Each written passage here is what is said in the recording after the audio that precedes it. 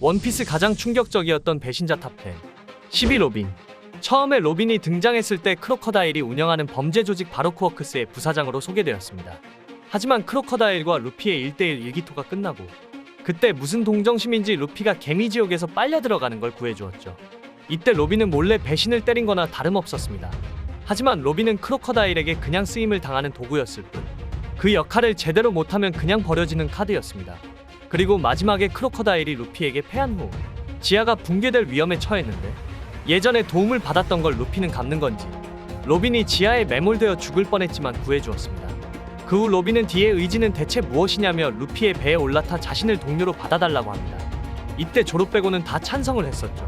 그 후 CP9에게 발각되어 다시 등을 돌리고 루피를 배신한 걸로 보였지만 진실은 루피 일행이 더 이상 자신 때문에 피해를 보지 않기 위해 자신의 목숨을 바쳐 희생한 것으로 밝혀졌습니다.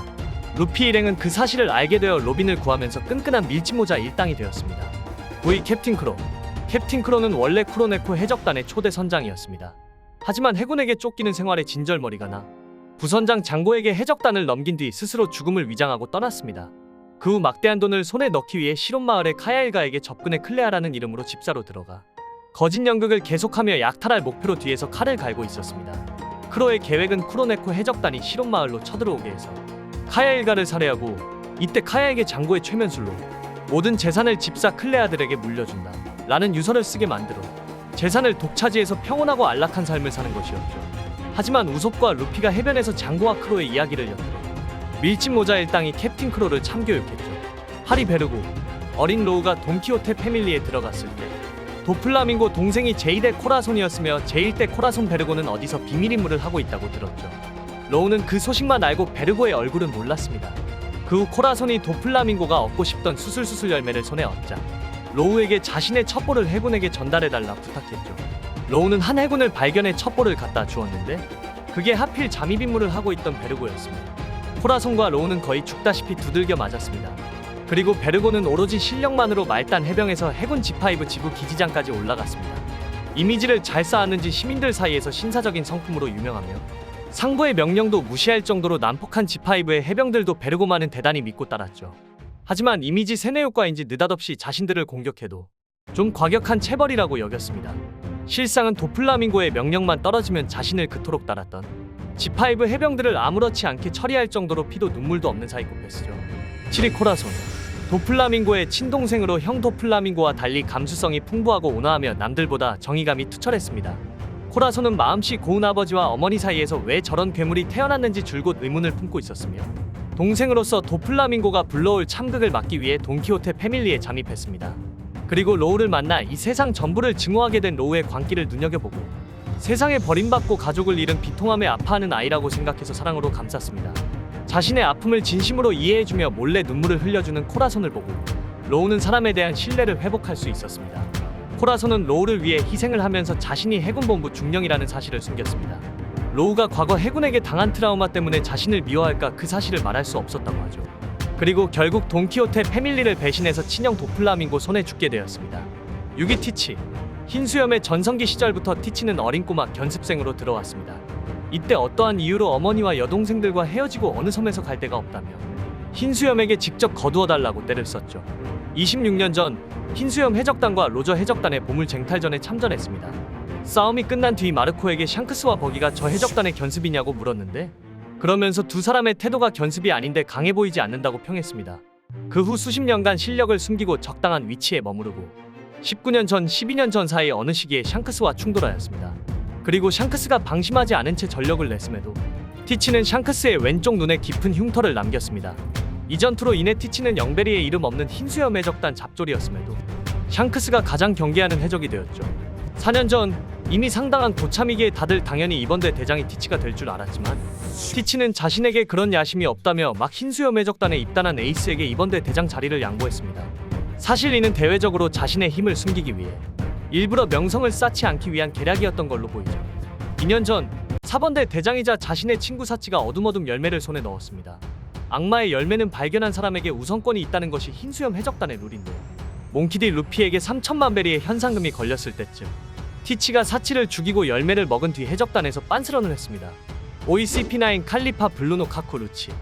칼리파는 워터세븐의 시장 아이스버그의 비서로 일하면서 상당한 충성심을 보였는데 누군가 아이스버그에게 무례한 언행을 하면 잠깐 침착한 모습을 잃고 냅다 발길질을 날리는 앞뒤 가리지 않는 면모를 보여주었습니다. 다만 말 그대로 앞뒤를 가리지 않아서 아이스버그에게도 발길질이 들어가 코믹해였죠. 이후 아이스버그를 습격할 때 정체를 드러낸 뒤 로빈을 데리고 가 아이스버그의 뒤통수를 얼얼하게 쳤습니다. 그리고 블루노는 워터세븐에서 고대병기 플루톤의 정보를 얻기 위해 바 주인으로 일하고 있었습니다. 갈레라 컴퍼니의 조선공들과 프랑키와도 아는 사이고 프랑키는 자주 그의 바에 가서 연료인 콜라를 제공받기도 했죠. 그러다 아이스버그의 습격 사건 때 태세 전환을 하며 문문열매로 로빈을 데려가는데 성공을 하죠.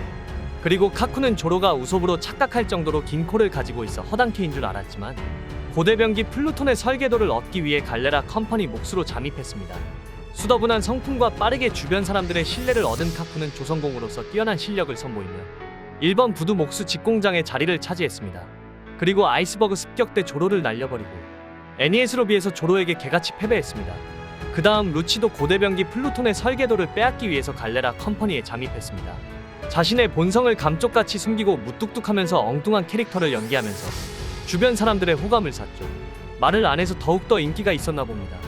나중에 CP9의 정체를 드러내기 전까지 파울리는 그가 벙어리인 줄 알았을 정도였고 조선공으로서 재능도 출중했는지 밀짚 모자 일당이 워터세븐에 도착했을 무렵에는 톱질, 나무못 장인으로 갈레라 컴퍼니 직공장 자리에 앉아 있었습니다.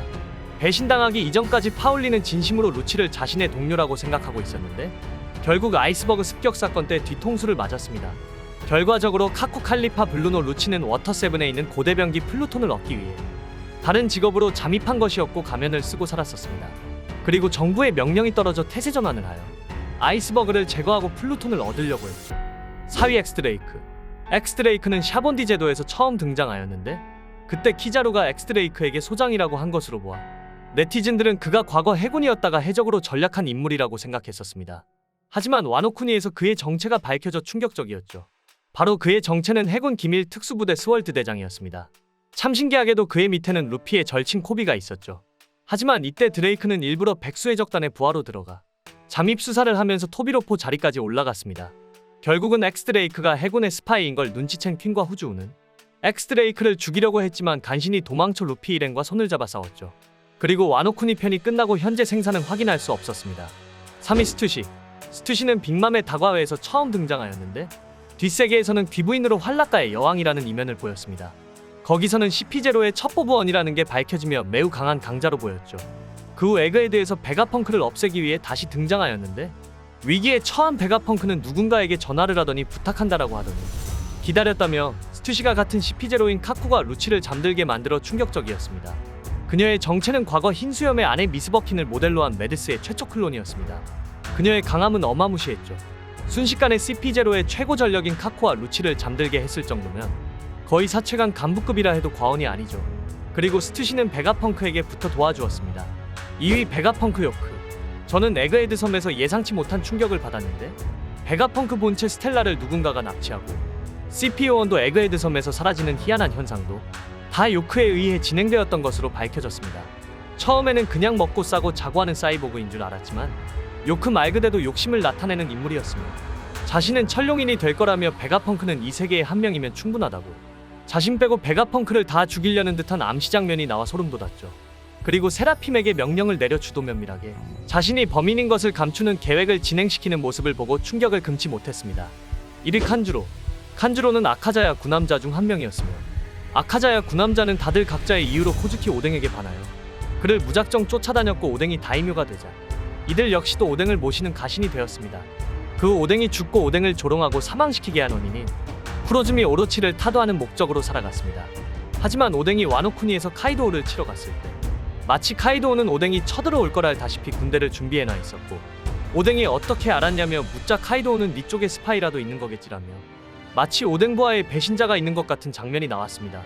그리고 오뎅이 죽고 20년이 지나 아카자야 구남자는 다시 모여 카이도우를 치러 오니가시마 섬으로 배를 타고 갔습니다. 하지만 그때 칸주로가 자신은 배신자라는 걸 밝혀 충격을 금치 못했죠. 칸주로 또한 쿠로즈미 가문이었으며 어린 시절을 받은 박해로 인간성을 잃어버렸고 쿠로즈미 오로치에게 부여받은 배역을 연기한다는 사명으로 살아갔다고 했죠. 아카자야구 남자에게 정을 준 척하면서 뒤통수를 때린 것이었습니다. 하지만 칸주로는 가장 친하다고 생각했던 키네몬에게 죽게 됩니다. 재밌게 보셨다면 구독과 좋아요 눌러주시면 영상을 만드는데 가장 큰 힘이 됩니다.